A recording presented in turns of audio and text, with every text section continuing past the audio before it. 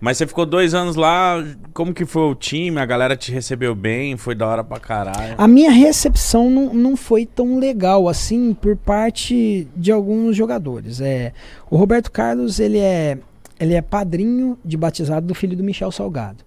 Então, quando eu fui contratado pelo Real Madrid, ele ficou zoando, né? Ó, vai chegar um lateral aí que é da seleção brasileira, tal. E isso mexeu um pouquinho com o ego do Michel Salgado. Tipo, ele pensou, vixe, o cara que vai me desbancar. O cara tava 11 anos ali, né, como titular. E aí, quando eu cheguei, eu acho que por causa dessa zoação do Roberto Carlos, o vestiário era mais ou menos como essa sala assim, né? É igualzinho, devia ser, viu? Não, mas é assim, o tamanho em proporções assim, lógico que tinha piscina, tinha vários, mas o vestiário em si, isso daqui cheio de armário de um lado e do outro.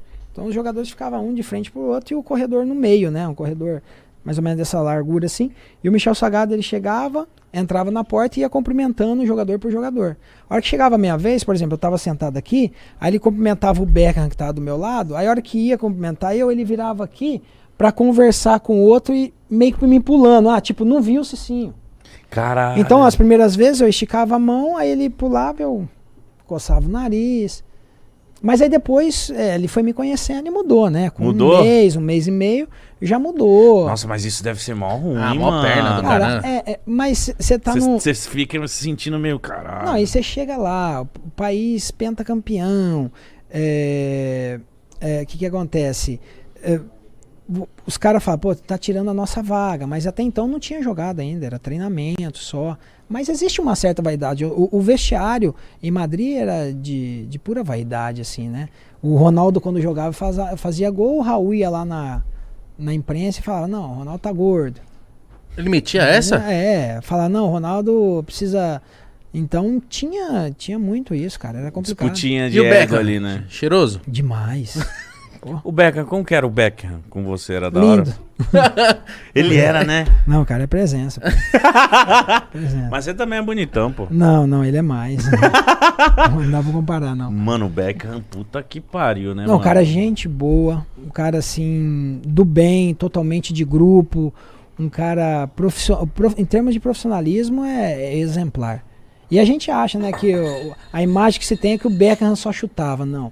Você tinha que ver aquele cara no treino, no jogo, a disposição tática, o espírito de liderança, assim, um cara que ajudou bastante, principalmente ajudava eu, o Robin, que éramos os mais jovens, sempre procurava conversar assim, passar algumas experiências, e isso era gostoso. E a gente gostava de ouvir histórias dele também. O Beckham era visto só como bater e como modelo também. Na verdade, a esposa dele fez ele, né, nessa questão de usou o marketing para transformar. Ela falar, o Beckham até então era um jogador comum, depois que virou o Beckham Popstar, ele evoluiu demais. Porra, é um mano. cara, só ver a história dele na seleção da Inglaterra, né?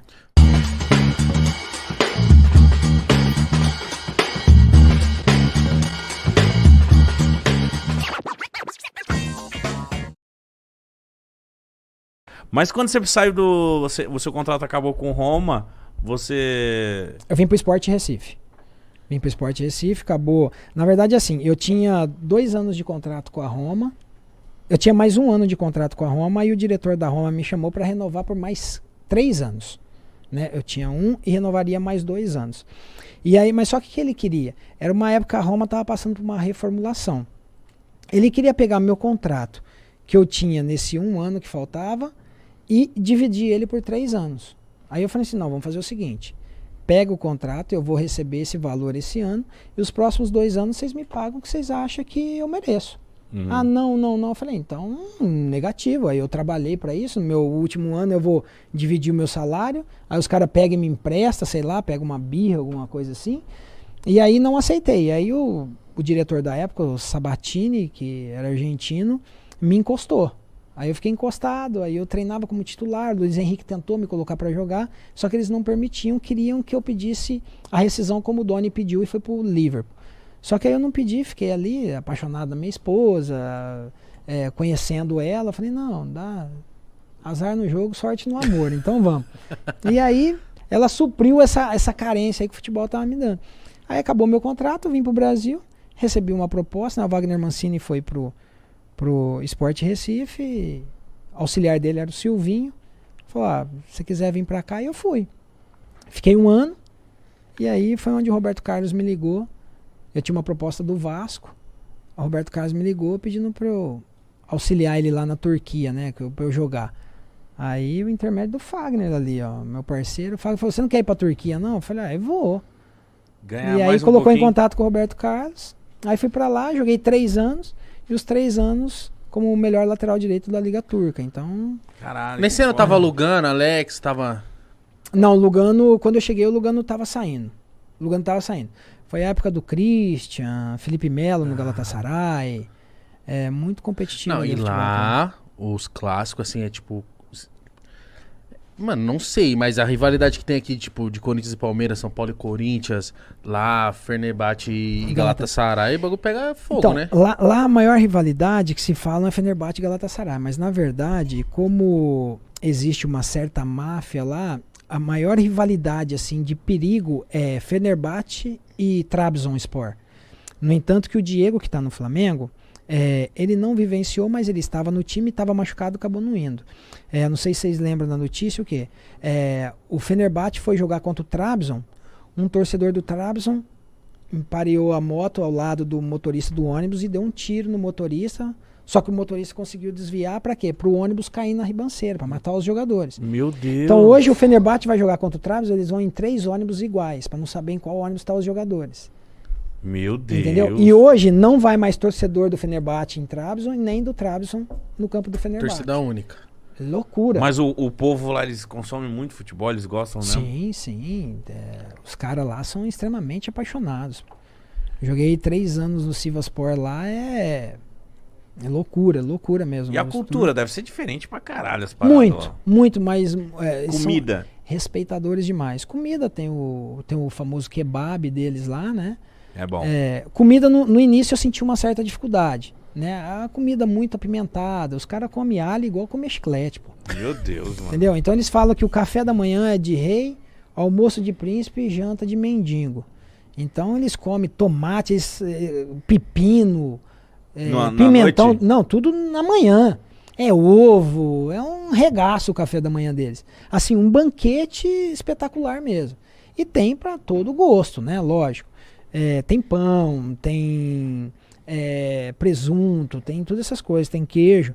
Mas o café da manhã deles é diferente mesmo. E o almoço, você pega a carne mais apimentada. Então, como tinha a comissão técnica, eles tiravam um pouquinho do tempero, principalmente para mim. O Pedro Odoni, que era um atacante que na época estava. Mas eu tive uma experiência que eu levei minha esposa estava 3 meses de gravidez, e levei ela para comer um macarrão num restaurante. E aí eu pedi pro cara lá, né, meio que em inglês assim, apontando uma pasta, né, um macarrão, um espaguete. Aí o cara trouxe um prato de espaguete bonito assim, com um molho de tomate em cima, legal. E aí minha esposa pegou, agradecemos. A hora que enrolou, colocou na boca, tava frio. E aí ela pegou, tirou assim e falou, chamou o garçom, né, falou que tava frio. Freezer. Man. Cold, Cold, né? isso. Né? Cold. Freezer, né? Ice. Ice. Né? E aí o garçom, ela, my friend, cold. E ele, meteu o dedo, yes. Aí foi lá, levou no micro-ondas. Meteu o dedo aqueceu, Nossa, Aí, mano. Minha esposa passou 3 meses comendo fruta e cenoura com sal. Porque ela estava no início de gravidez, ela não conseguia comer nada. Nada. Coitada, mano. Ela passou uma barra, mas eu tirei de letra. Então nunca tive problema com Comida. comida, não. Convivência, o povo. Não, convivência a melhor possível. São pessoas extremamente receptivas. Lógico que na divisa lá, né, com a Síria, essas questões, que eles falam os curdos, são os mais extremistas, mas bem tranquilo, respeitadores, né, são muito religiosos, né, tem a crença deles, mas esse negócio de terrorista, não, nada disso. E a galera, eu falei pro tradutor lá no Brasil fala que os turcos são mão de vaca, né? São mão fechada. Não, isso daí quem criou foi os curdos que veio pra cá, na época que entrou na Turquia, e os sírios, né? Que entrou na Turquia e pegou o passaporte turco, descendência turca aí, mas os turcos E pra você ir pro São Paulo, como é que foi? Em 2001, eu fui vendido pro Atlético Mineiro. Fiquei 3 anos no Atlético Mineiro. E eu tive um problema judicial com o Atlético Mineiro. Eu trabalhei lá, eu fiquei 7 meses sem receber salário e 14 meses de fundo de garantia. Putz. E aí Puta que fui pariu. instruído pelos meus advogados para entrarem na justiça, porque eu tinha uma proposta da Rússia. Mas aí quando eu peguei o passe, a doutora Gislaine tinha um bom relacionamento, a doutora Gislaine Nunes, né, advogado, tinha um bom relacionamento no São Paulo. E o meu sonho de criança era jogar no São Paulo, porque eu cresci ali na região de Ribeirão Preto, joguei no Botafogo as mesmas cores do São Paulo, o ídolo do São Paulo, Raí, então eu cresci querendo ser o Raí. E aí, só cresci, tá, gente? Depois passou. E aí, tive a oportunidade de jogar no São Paulo, e foi onde eu optei por jogar mesmo Foi no depois do São Paulo. Atlético? Depois do E Atlético. chegou no timinho que tava fraco, né, do São Paulo. Puta merda, Nossa. mano. Eu lembro desse time. Eu lembro. Não, o Corinthians não ganhava do São Paulo. Mas, Nossa. tipo, a Rússia te chamou, depois veio o São Paulo. Como que foi pra você ir pro São Paulo? Quando eu entrei na justiça, eu fui para minha casa. Fui para minha casa e esperei aquele desenrolar, né, da justiça, que durou mais ou menos 1 mês e meio, porque a doutora Gislaine pegava muito firme quanto a isso, e foi numa época que ela tinha acabado de liberar o Juninho Pernambucano do Vasco, então toda aquela polêmica, Gislaine Nunes. E aí eu lembro que eu sentei na minha casa e meus ex-empresários chegaram com 2 empresários russos, um falava inglês, e a casa dos meus pais não tinha nem muro, né? Porque eu não ganhava um dinheiro legal ainda no Atlético Mineiro. E aí eles abriram uma mala com 4 milhões de euros. E 4 milhões de dólar. Em espécie? Eu não sei o que era aquilo lá, não sei se era falso, o que era. Eu sei que tinha muito dinheiro empilhado de dólar. Caralho. Agora eu não... Eu sei que tava ali com eles uma maleta preta. E aí meu pai olhou aquilo ali, a gente nem sabia, eles falaram, não, é um contrato que você vai assinar na Rússia, tal, não divulgou o time.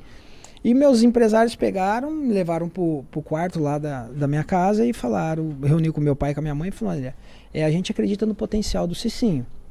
Ele pode chegar à seleção brasileira. Se ele for para a Rússia, vocês vão ficar ricos e nós também. Mas se ele não se adaptar lá porque é frio, vai voltar, ninguém conhece ele no Brasil. Então coloque na balança.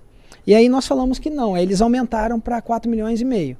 Pô, Só que nós falamos não ainda. Você foi firme porque... Não foi eu, foram os meus ex-empresários. Sério? Eu, por mim, eu pegava o dinheiro e abraçava e dormia com ele. Olha, Mas se você ficava, então, eu quero, aceita, porra. Você ficava assim? mas aí quando eles falaram, né, da realidade e da possibilidade de um acerto com o São Paulo, aí me veio a história do sonho, né? Falei, não, meu sonho é jogar no São Paulo, se eu for pra Rússia eu vou ficar rico, mas não vou realizar um sonho de jogar no time que é do coração.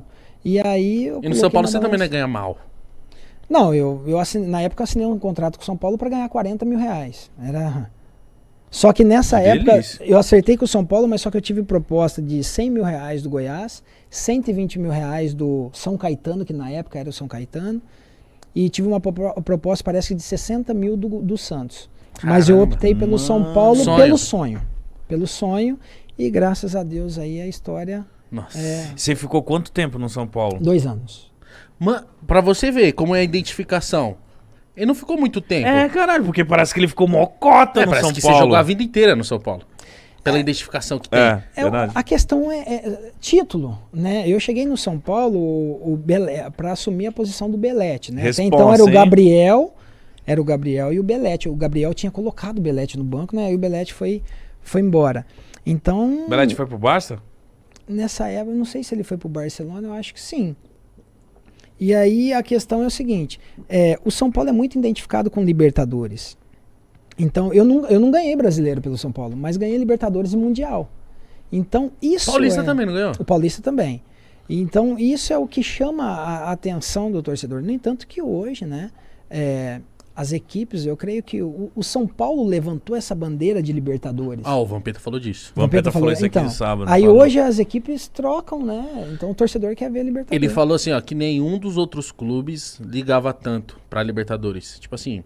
Foi o São Paulo que inventou essa parada. parada. O São Paulo puxou isso aí e deixou a parada, tipo, importante mesmo. Tipo, pô, o São Paulo já ganhou 2. Ganhou 3. Precisamos ganhar também.